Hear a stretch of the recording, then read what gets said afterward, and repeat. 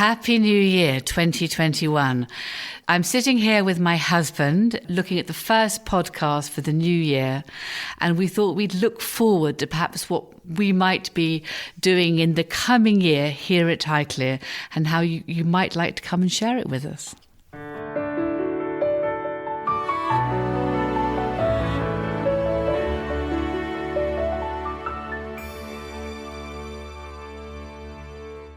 So, Geordie, this time last year, I climbed Beacon Hill with a couple of girlfriends. It was a beautiful sunny day, and I was looking down, laughing and wondering what the year ahead would bring.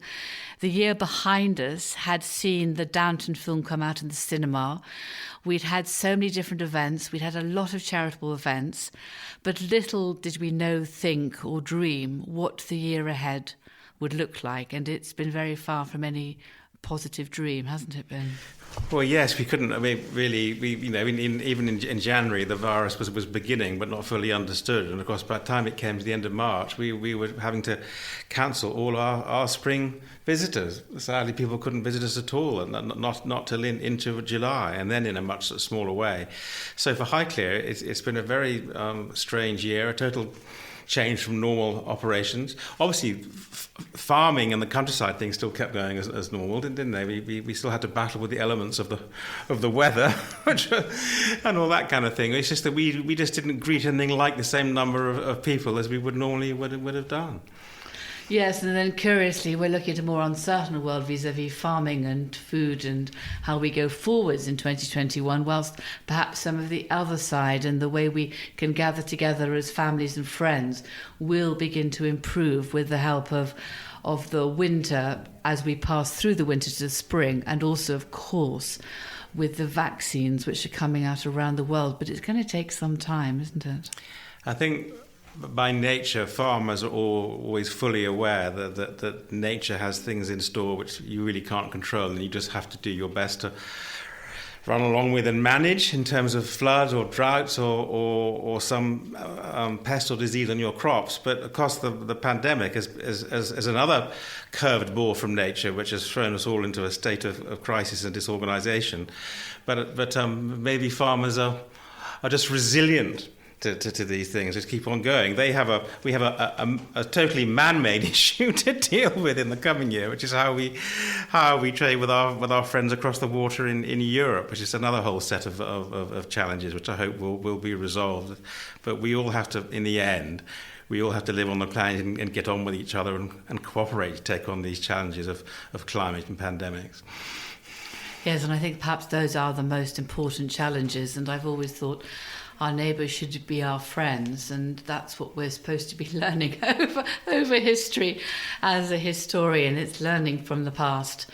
But having said that, so it's in this new year, we're stepping quietly through the winter, looking forward to spring opening, and we've planted 21 cherry trees, haven't we? Well, that's a great cooperation with our friends some way across the world and water in Japan, because the Japanese people have kindly given a whole bunch of some of their best types, species of glorious spring cherries, to be planted in great gardens and houses in the UK. Which is so kind. So we've been lucky enough to receive 21 of them, and we've planted them on the edge of the Wood of Goodwill and just inside. In fact, you did a fantastic job placing them all.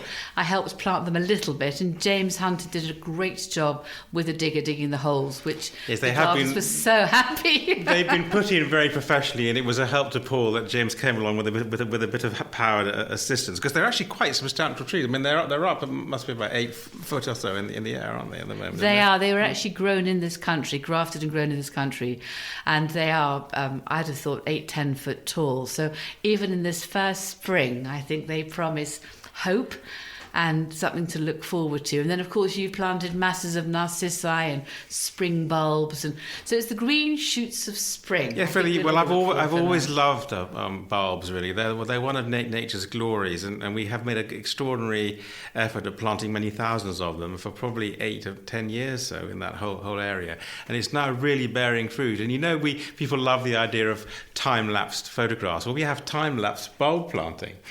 because when they go in the ground, they're actually designed to come out over a period of 3 or 4 months, from February onwards, with the sort of pheasant eye and camassus right towards the end, and the earlier crocuses and daffodils at the end of February and the beginning of March.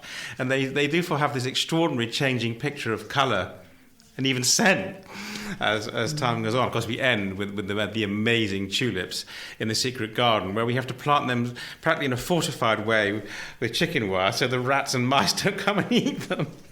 I know, that is quite boring. And then there's also the fritillaria, which look beautiful. They do. Charming. And this is actually with our Dutch friends. It's an amazing Dutch bulb planting scheme, and he comes over, or has until now, in the autumn, and it makes such a difference because he can plant 2,000 to 5,000 bulbs in sort of 1 to 2 hours, and the gardeners think he's simply marvellous because it would take them weeks. Yes, I mean we do some with our in traditional way as well. Luber. Yes, Michael Luber from Luber Bulbs, but he's got the Dutch are the absolute, as I say, Dutch masters of Dutch masters paintings, Dutch masters with bulbs. Same, and someone would be an oil painting doing an oil painting of the bulbs. Yeah, you never know. Actually, I think there's going to be a chance for wonderful paintings, not just the bulbs, but of the Japanese cherries, and they've been put so they look back towards the castle. Yes. So the castle will be in the distance, and these incredible shades of pink and white, and then a blend. There's one which is a blend between pink and white, sort of blushed white. So we're really looking forward to these, and I think people will really enjoy them in mid-April to early May, really. Absolutely. And then we're again reconvening the week called Living in a Castle, which was my bright idea last year, which sadly was not able to take place. And so we've transferred many of the tickets forward to this year. And it was thoughts about what it is to live in a castle. And we've asked some of our friends, Eleanor Argyle, the Duchess of Argyle, who lives in Inverary Castle, and I can't think, we've got 2 or 3 wonderful speakers coming down to share their thoughts, as well as living at Highclere, which I hope will be a very entertaining week in May, before we head through to the roses of June. Well, even with the roses, because rose is such a traditional, wonderful English garden plant which everyone loves, and we've been planting them. But we're now going to be hopefully planting a rose that's bred specially for Highclere, aren't we? We hope. We've each got one. So I've got Lady Carnarvon rose, which is a sort of a blush white rose with scented shrub rose, and Geordie, you've got a red and white climber, haven't you? Yes, it's a climber with quite a size of flower. And I've always loved the climbing roses. It always takes a bit of time and patience to get them nicely put round the thing you want them to climb up. But we got them working in the white border well now. We have. They're climbing up the wall behind it. So we have now planted out the rose arbour in the centre of the rose arbour with shrub roses, to which we can add the Lady Carnarvon rose and add your rose over the pergola running around it, as well as in the garden. So we've got a busy time there to share with people. And in June we've got some special guided tours which I hope will show the rose gardens at their best and be another point of interest for people. And again, we're staying with small tours and small numbers, which I think is the wise way to go. And then we move on to our favourite event, or one of my favourite events, at the beginning of August on the Saturday. The prom Guess concert. what that is? Yes. Well, I mean that a prom concert with its wonderful orchestra and the extraordinary displays of fireworks to sort of take us back to the time. And the Spitfire. And the Spitfire starts the evening off flying for 15 minutes round, us doing its incredible show, and you could hear its Rolls-Royce Merlin engine some time away before it appears. Yeah. And then the great fireworks to take us back to the 1812 overture. Which is special. And I think we have planned with Adam Slough, who runs it, that we'll probably have 50% of the numbers, which is a safer way to go. And so everyone can be spread out and really well organised and have picnics. Bring their food and take their own food away. They're on 10 acres out there, so I think they might be able to be spread out sufficiently. So that's because we might have to paint some lines, but they'll all wash away. So that's quite straightforward. And then we move to our summer opening, which might be slightly easier than last year. And we're going to repeat the History Festival next October.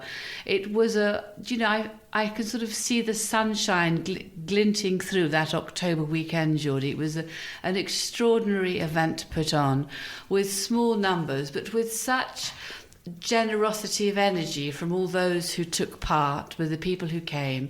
And it was looking back at World War II and the evacuee children, but it was such a success and so fascinating. Again, I thought I'd look back to World War II, and we have been offered some marvellous plane displays, so I thought we could circle around perhaps 1941, the centenary ago, and look at the planes flying in the air at that time, and ask for some speakers to come along to share that particular period with us, which I thought would be fascinating. Well, yes, it's great. I mean, Highclere has such a link with early aviation, and as time went on, because of course Geoffrey de Havilland first became airborne from one of our fields in September 1910.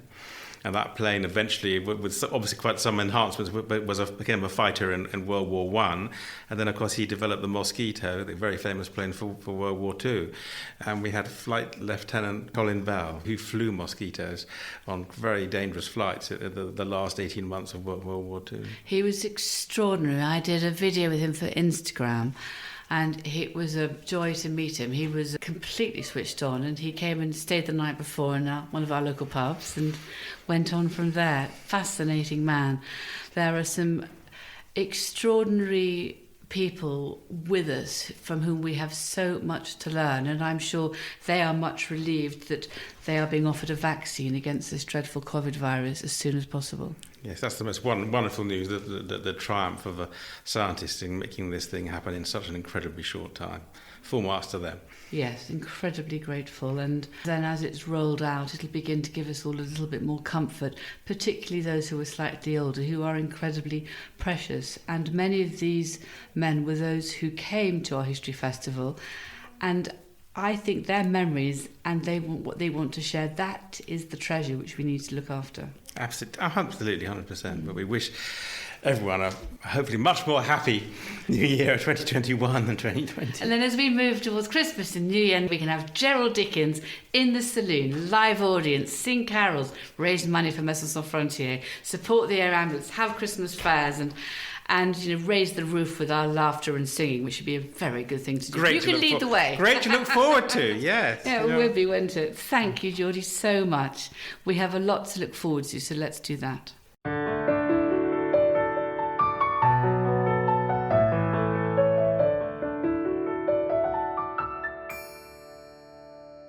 I hope you're enjoying my podcast as much as I'm enjoying making them.